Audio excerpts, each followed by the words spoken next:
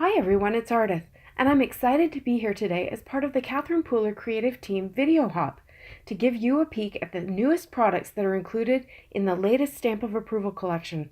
It's called Home for the Holidays. These products will be available in the next couple of days.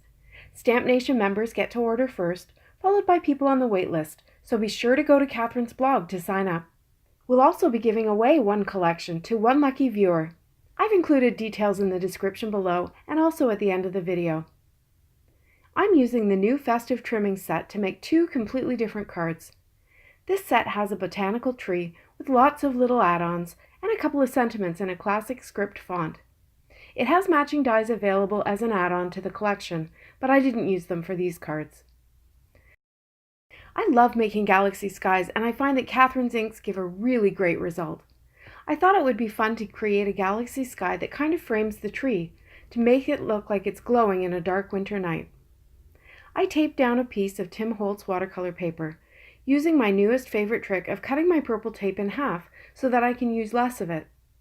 Taping your paper down is important because it helps reduce the warping from all the water, and I used a lot of water with this technique. But I also think it's good to use less tape if I can. I sprayed water all over the panel using my distress sprayer. I gave the paper a good soaking so the water will be able to really make the inks move. I pulled out my juniper mist and smooshed it onto a laminated card and dabbed it down each side of my panel with a brush, leaving the triangle in the center for the tree.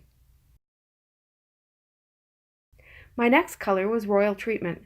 These two colors together make for a rich, deep night sky. I dabbed it in the corners as well, and I didn't bring it down as far as the juniper mist. You don't have to rush while you're doing this, but you do want to keep moving so that the paper stays wet enough to move the pigment. My next color was Blackjack. I started by smooshing it on my palette, just like the other colors.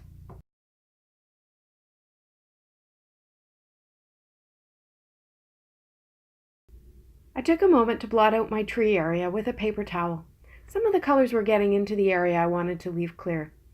I added a bit of Fiesta blue around the edges of the white area so that the color would go from light to dark as it moved away from the tree. I went back over the edges a few times with Juniper and Blackjack, trying to darken it up, but I quickly moved on to using the Blackjack Reinker, which gives an even deeper concentration. I have this egg holder that I use as a palette for my liquid paints. It came with a container I bought, so I didn't bother buying a purpose-made palette. Once I had all the colors down, I used my heat tool to dry it. Doesn't it look dramatic? I placed the panel in the top corner of my Misty, and I laid down the tree and my surgically altered Merry Christmas stamp. I treated the panel with my anti-static powder bag, and then I inked up the stamps with Versamark ink.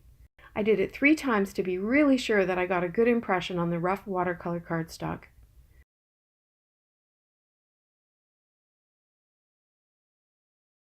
I used Platinum Sparkle embossing powder from Wow Embossing to give a ton of festive sparkle.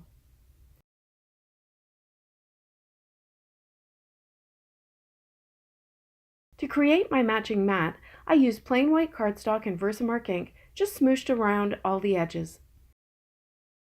I just made sure to cover the edges. There's no need to be precise or neat since only the very edge of the mat will show under the watercolor panel. I heated it up until it was all melted. This is such an easy way to make sure that everything matches when you use heat embossing on your card. To finish the card, I added some stars to the night sky with a white gel pen, and then I glued the whole thing to a white card base. For my second card, I decided to use a very simple turn technique with my Misty to create a Christmas wreath. As I mentioned before, this set has a ton of little pieces that can be used with lots of colors of inks to make a very festive wreath. The only rule here is that you must start with a square panel for this method to work. After that, the sky's the limit.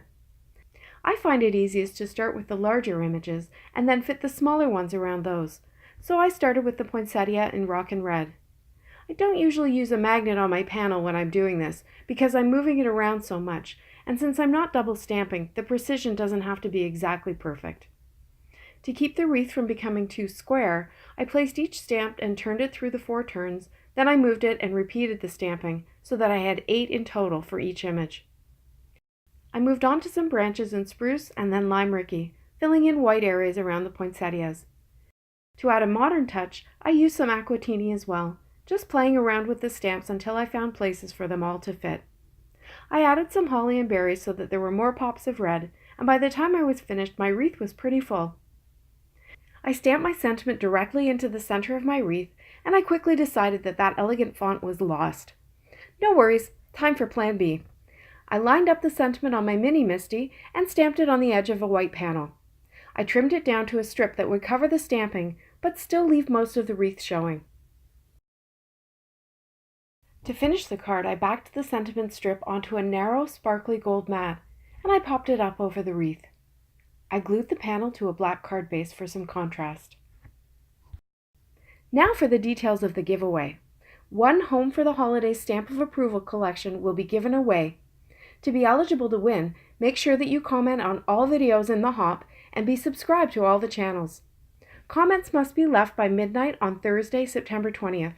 Prizes will be announced on Monday, September 24th on Catherine's blog. I hope you enjoyed this video. The Home for the Holidays collection is full of lots of holiday goodies that will make it so easy to make Christmas cards in a variety of different styles. Thanks so much for watching. Have a great day.